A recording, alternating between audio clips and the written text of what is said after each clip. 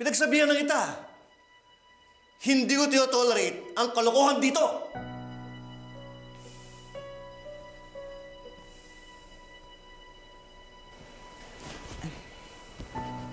Doc Benitez, mawalang galang nga po, ano? Hindi naman po kalokohan yung ginawa namin kanina. Kasi nga po, yung pasyente, ayaw po talaga magpatingin sa doktor. Kaya po naisip namin gawin yun. Miss Pokwang, I'm sorry. As the medical director here, gusto kong makasigurado na maayos ang ginagawa ng mga medical practitioners ko dito to provide quality health care sa mga pasyente. Yun na nga po. Paano po kayo makakapag-provide ng quality health care kung ayaw nga po magpatingin ng pasyente? Alam niyo, Dok, ang ganda nga po nung naisip ni Doc Annalyn kanina eh. Tsaka, imbis po na pinapagalitan niyo siya, dapat nga po purihin niyo pa. Kasi ginagawa po niya ng tama yung trabaho niya. At tsaka, hindi po siya basta-basta sumusuko.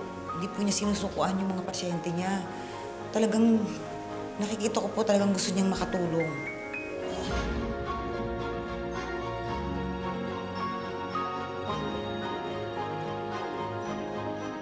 Excuse me.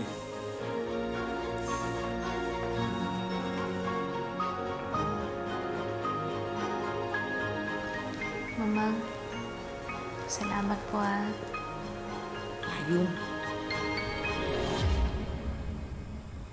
Oh, di ba? Buti na lang magaling akong umarte, no? Talagang napaniwala ko si Lola na isa akong albularyo. Pero, ang sarap pala sa pakiramdam, no? Yung nakakatulong ka. Yung simpleng thank you, simpleng pasasalamat lang ni Lola Exim. Parang, ang saya, ang gaanggang ng pakiramdam ko. Mas bongga pa nga yun kaysa dun sa mga nakuha kong award, eh. Kaya nga po, mahal na mahal ko po yung trabaho ko, eh. Kasi makita ko lang po na gumagaling po yung mga pasyente ko. Talagang masaya po ako. Nakakawala ng pagod. Totoo. Ang galing mo nga, Doc Annalyn, naisip mo yun eh. Nakumbinsi mo yung pasyente na magpagamot. Siguro po kasi dapat talaga may mga bagay na hindi sinusukuan. Tulad ng seminar sa Japan. Ay, naku. Matutuloy yan. Feeling ko nga mauna ka pa sa airport, eh. Ando ka na, kasi maaga call time mo. Ay, merienda tayo mamaya. Masarap daw ang bopis dyan. Sagot ko kayo. Ayan ang gusto ko. Oo. Tara na. Agad-agad. Agad-agad. Kape po muna. Halika na, Dok. Lapang muna tayo. Gutom na ako, eh. Sige po. Si nursing daw po susunod pero text ko na rin po siya. O, sige. Oh, Ay, wait lang po, Mamang. Naiwan ko po yung cellphone ko eh. Balikan ko lang po sige. Dalian mo, ha? Apo. Dok, sige, mag-reserve ako table natin.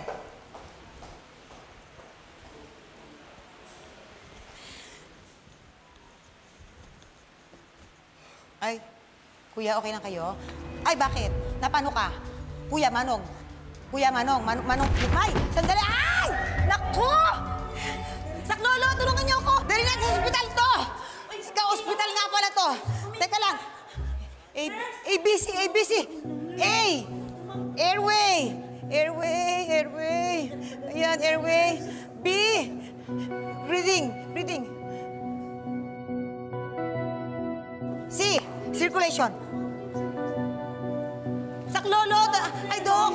Ano nangyari dito? Ay, po, bigla na lang pong bumagsak. Ayan. Tsaka, umihinga pa naman po siya, tsaka may pulso naman po. Oh, kasi ayan po. Send the patient to the ER. Stat. Oh, dalian nyo. 3, 2, 1. Go! Ayan. Dali. Mamang, ano po nangyari? Yun na nga, bigla na lang hinimatay sa tapat ko. Buto na lang naalala ko yung mga sinabi mo sa akin, yung mga tinuro mo, yung ABC, yung airway, yung breathing, yung circulation. Nakaka-nervous. Excuse me. Sana okay lang siya. Ano pala dito, nakaka-nervous pa rin trabaho ninyo. Tapos, ang lalakas yung magkape doon sa, sa pantry nyo.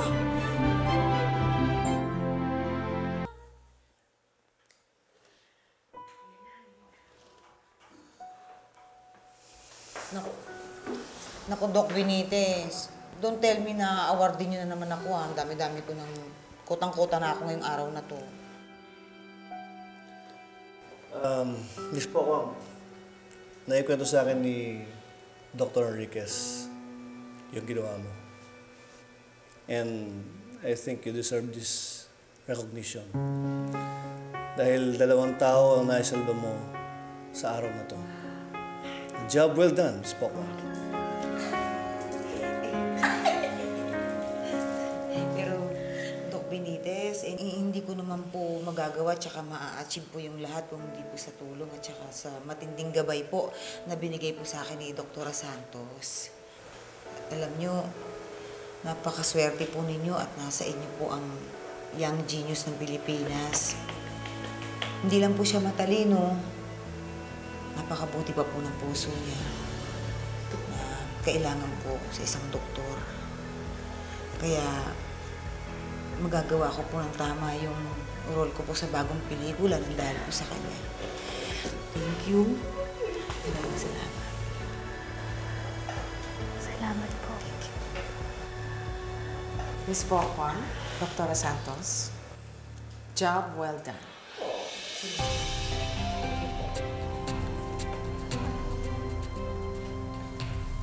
Miss Pokwang, pwede bang iwanan muna kami ni Dr. Santos? Bakit po? Ano po? Ay, hindi po. Just lang. Sige po. Thank you, Miss Pokwang. Kasama ka po. Thank you. Thank you po. Congrats!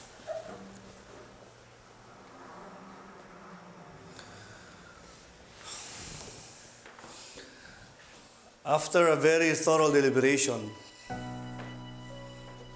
Dr. Enriquez and I have already decided kung sino yung ipapadala sa International Neurosurgeon Convention in Nagoya, Japan. Dr. Enriquez, please do the honors. The chosen delegates for the International Neurosurgeon Convention in Japan are Dr. Lyndon Javier and Dr. Annalyn Santos.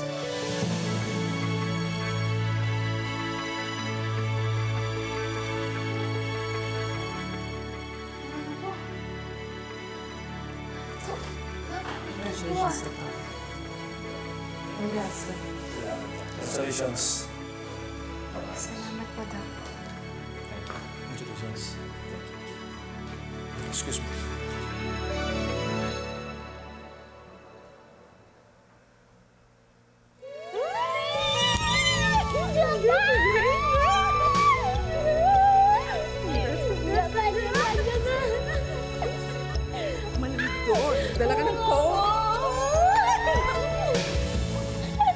Meron sana akong gustong sabihin sa iyo tungkol sa Tito Carlos mo. Tungkol po kay Doc Carlos? Bakit? Ano pong ginawa ni Doc Carlos? Naku, Chang, tumawag na ho kaya tayo ng pulis para ho maisumbong na natin si Doc Carlos ng violence against women. Sa palagay niyo, Chang, halika na ho. May nakausap po kaming eyewitness at ang sabi niya, may nakita siyang sasakyan na lumabas sa hideout ng mga kidnappers na nagkabarilan doon. So I'm so sure that whatever that car is, whatever was used, definitely belongs to Moira. Ito naman, sandali lang ako nawala, na-miss mo na ako agad. Apex is still my territory. At nakikihati ka lang. For now. Pero once magising si Lolo Pepe, I'm sure itutuloy niya na yung plano niya na pag-disinherit sa'yo. And then, ikaw na yung sampid dito.